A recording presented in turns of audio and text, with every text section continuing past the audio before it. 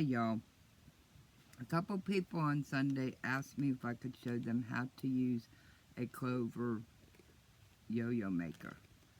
They're very handy, very easy to use once you get it down, but the instructions can be somewhat confusing. Um, and then pretty much what you need to know is right here. For making a yo-yo 4 3/8 inch square. This is where the size of the piece of fabric or scrap that's going to go in here to be trimmed is found. Now they make a extra small, and that's the actual size. They make a small, once again this is 1.2 inch diameter. Then this is a large, which is approximately 1.8 inches. I have not found a medium. This is a extra large, which is 2 3/8. There is a jumbo, and I think I have it, but I'll find it. There is a jumbo. And then these were specialty ones. These were specialty heart yo-yo makers. This is the small one. I got it. They're no longer sold in the United States. I had to go on eBay to find it for a project, but it actually does make a cute little heart yo-yo, and it's the same principle as this one. So what you'll need is you need your yo-yo maker. You'll need a 4.5 or larger piece of fabric, either cut from yardage, cut from pack quarter, or scraps. And you can use any fabric. Any fabric that you want to make a yo-yo, any cotton fabric or light fabric. Like you couldn't put pleather in here. You couldn't put leather. That's why I corrected myself. But so like this is a little stretchy, a little more fun, but it makes a very fun project, and it works. I do a variety of these. I was working on one right here, as you can see the different colors. I was making all fabric ones and making angels and Christmas trees, and what ended up happening was a friend of mine wanted one of my yo-yo angels, and that's another video. We're not going to go there. And he's really into cosplay, and so I went and grabbed little scraps of holographic kind of cosplay fabric, and I thought, I wonder if I can get this to work in the yo-yo maker if it's not too thick and I can actually sew it.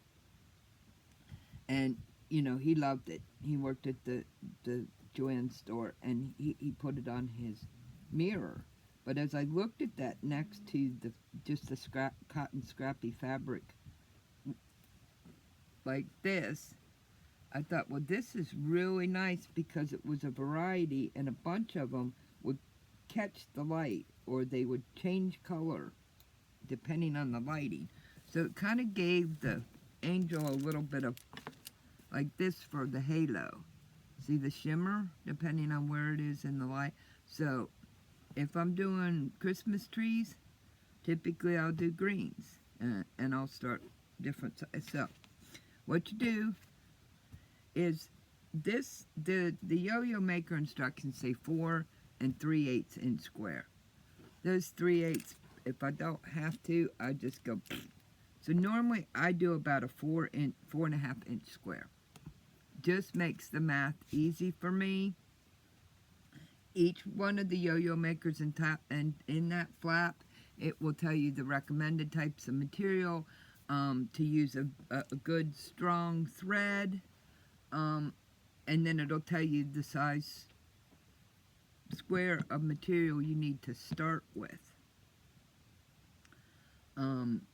And sometimes you'll want to start with a bigger square, because say you wanted to do this and kind of try and center that towards the center of the yo-yo, which is easy here. You have to make your square big enough to have the excess to trim off. Here's an example. Can you see the star? Kind of see the star in there in the center. This one, I did a medical one, and this is compassion. And you can, so I tried to put it, fussy cut it a little bit and have enough of the, and you kind of get what it says. Maybe I should have done the next size up, and that's probably why I haven't used it, but I tried my best to kind of center.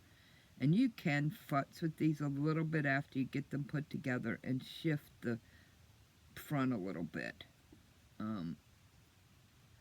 So you, but most of them, you see most of them, they're not something that needs a design. So you grab your square, let's get her done. And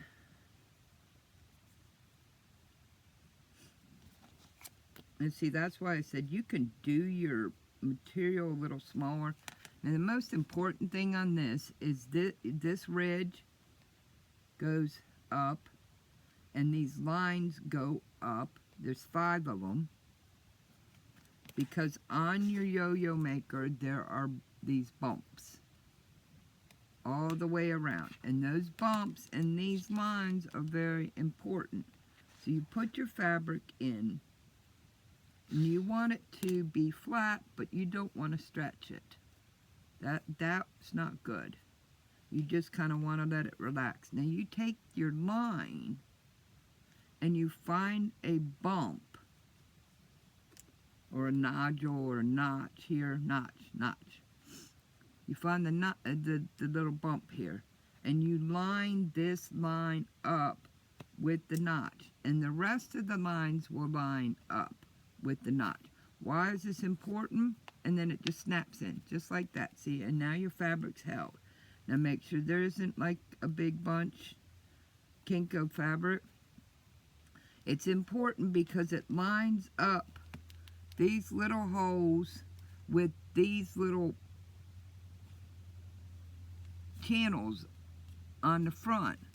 So if you don't have these notches lined up, if you don't have these raised lines lined up with these notches, you're going to be boom, boom, boom. You can't get the needle through. So, I get these inexpensive Fiskars non-stick when the kids are going back to school and they have all that left over. They work well, and they're inexpensive. I also keep a pair of just sharp snips in there. You're going to trim this and leave about 1/8 of an inch overhang. Now, when you first start, you may want to take a ruler and kind of go, do I have, you want it big enough so you can hold it with your thumb over the holes. But you don't want it too big that you've got a big bulk in here, because this will be tucked inside. And pretty soon you will be able to kind of eyeball it like I am, because you've made a bunch of these. And I saved some of these bigger pieces of these scraps because I can put them in clear Christmas bulbs when I'm making my ornaments or any number of things. So, trim it around like this. Looks pretty even, looks pretty clean. You know, sometimes I have to trim her up a little bit. Not too worried. Okay, so there's that. Then you take a needle.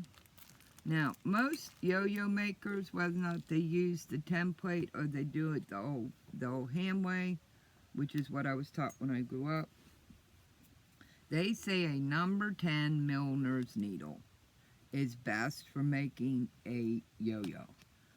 There is a split camp as whether BOHN or Tulip are the best Milner needles, but you need to remember if you get a number 10 Milner's needle and you don't get a large eye or wide eye, forget about it. Now, what I'm using today is is one of these that you can pop the thread in and not have to thread it, because I made the mistake of getting some nice Milner's needles, but I didn't get the wide eye. And this is just a little case with a piece of magnet to keep my extra needles, and this is just like a little jar gripper for grabbing the needle if it gets into something tough. That keeps it in my little box. Now you want to have a pretty strong thread, because you're going to pull this closed, and you're going to want to have a good knot, because I can't tell you how many times I have gone to make a yo-yo, boom, out it goes, because the knot wasn't large enough to hold it, and the knot's going to be tucked inside of here. So usually I will make a knot 3/4, so it's big enough. So here we go. And then what I do, I know some people, they can wrap the thread around the needle and pull and make it look like, whoo. I've watched and watched. I just haven't figured out the knack. Maybe someday somebody will show me in person and I'll catch it. So I try and put a good size, because try and put a good size knot in it, because I don't want it to pull through, because I'm just going to have to go back and knot it anyway. And this is a little challenging for my arthritic hands, some of you. So we'll see if that's thick enough. I pick a starting place. You don't have to do this. Try to get rid of the glare. You don't have to do this, but I pick a starting place. So I typically will start on this. This has 45 millimeter right there. Has your little notch. I will almost always start with this hole right here. Why? Because I know when I get around where I'm going to end up. Because you're going to come here, and then you're going to sew this one, and then you're going to pop it out and make the yo-yo. That's my brain. Your brain may have a different thing, but it helps me let me know how far along I am and where I'm ending. So you hold the fabric down. Wish I had better lighting. You hold the fabric down like this under your thumb. Should have picked a brighter color. And you go right in the corner of the U, of this little slit. Now you want to be careful that you don't go like this and go over the edge and go back in on this side. You want to go over here and pop it in like that. And then you go to the next one, poke it in there like that. See what I did? See what I did? I went the wrong side, so I can show you that. Let me see if I turn this light off, because I think this tutorial business is doomed today.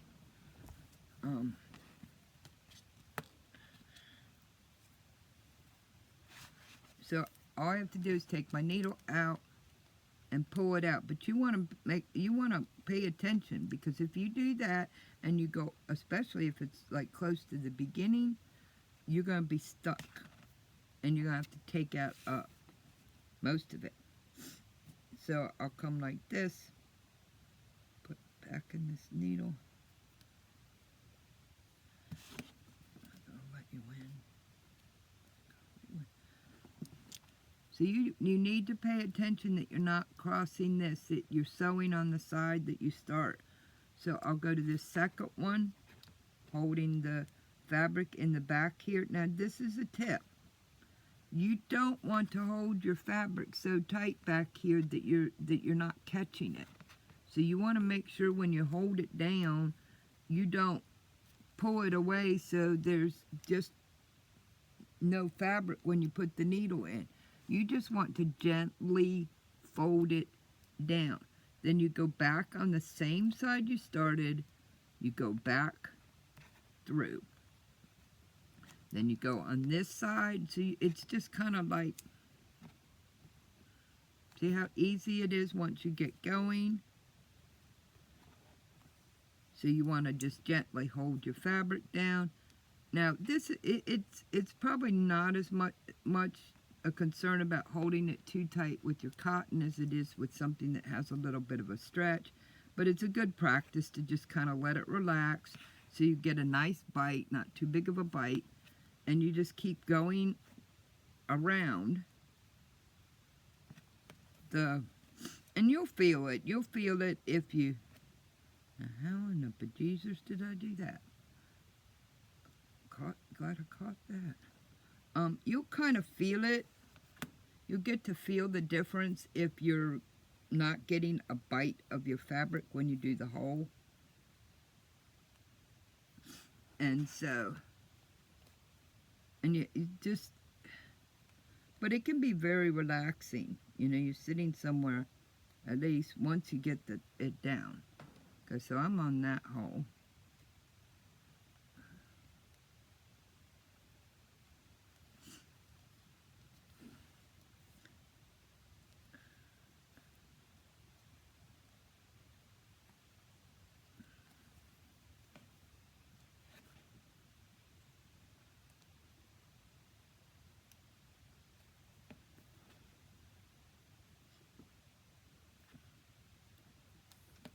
And you continue around. So see, I'm about halfway done with this yo-yo because I started up here. Yep. There we go. I started up here at the top. So it kind of gives me an idea of where I am. And if I wasn't talking and trying to show y'all and not make the common mistakes which help you learn, I'd probably be further along with this, but it doesn't take long, and like I said, you can end up with muscle memory popping these out. And what I do is I usually kind of I'll gather, I have a little kit like I said, and I just put the essentials in it, and I will take a little bit of time and I'll gather my scraps and trim them up into a good size square to put in your yo-yo maker. I'll put a whole stack of them in there, and I can grab that. And if I don't want to make yo-yos that day, I have a gnome nose making kit. I have one that is braids. So find a system that works. I found these 6x6 inch art bin work well. You can get these in various sizes. They work good. Somebody else uses pizza boxes. I have used boxes that come filled with yummy treats for the freezer, like ice cream bars that flip open, and they're kind of like pizza boxes but for ice cream. But find a system that works, that helps you get organized. I don't have it out, but in this box over here, I have a little thing that I got on Hobby Lobby when it was like 90% off, and it folds out and has all kinds of clear pockets in it. You can make one of those. So see, now I know right here that I'm on my last 2 stitches, and that's because I always try to start in the same puka. So now that I'm on the last 2 stitches, I do those stitches, and then I go back to the same spot I started, and I over sewed the first stitch I put in, just like that, just one stitch. So you go all the way around to where you started, and then you go over your first stitch. You go in and out. You pop the back out. You pop the yo-yo off like this. Now see, there's a little puka here where I guess you had that popped out. Now I'm wondering if this is going to be a little thick. If where I kind of wobbled there is going to be a little thick on the inside because it's a little out. So I can just trim that just like that. Then the only other thing you need to do, put your finger in the center and pull. And once you get it pulled up a little bit, tuck all this mess in there. You know, come on, get your little mess inside. And then go back and go back and finish tightening it up, because all of that should tuck in. See how that tucks in? Now, once you get it done, you see how that's kind of lopsided? It's easy to put these back on center.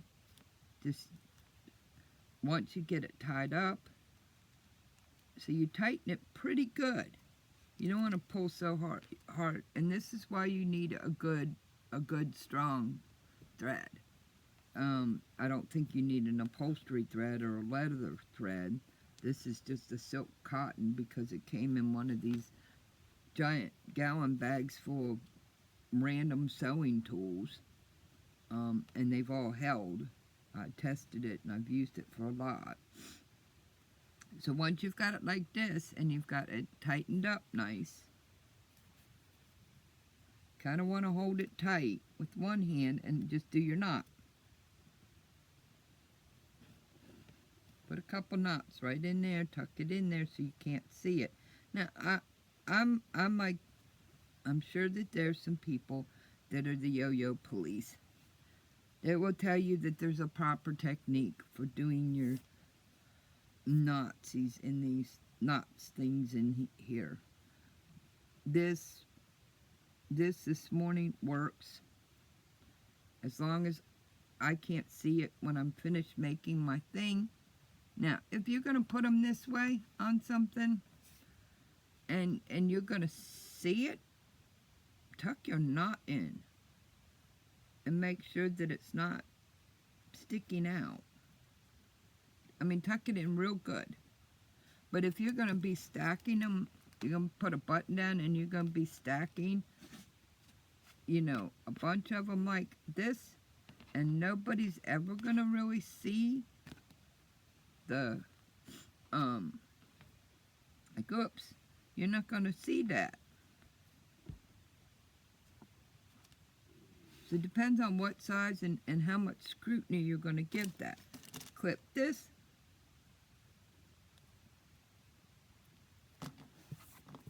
And you're done. You have made your first yo-yo. And like I said, sometimes they look like, oh, wait a minute. Look, they look like they have so much more up here. I mean, if you're showing them this way or it's off balance, just futz with it gently, because you can break the threads. The youngest Bassett got a hold of the plastic bag that had these. That was before I had these bags. And she just wanted the Ziploc. And now it's a spaceship. I'll take the thread out of this one and just redo it. It's a little tricky because it's already trimmed up. And then I put this in there. I make sure I can find my needle. I'll put this in there because this is one I need to finish. I've got my two. And there you go. She's ready to go. And put these in. So thank you very much for listening to my first tutorial. Hopefully there'll be more to come. I love y'all. You have a blessed day.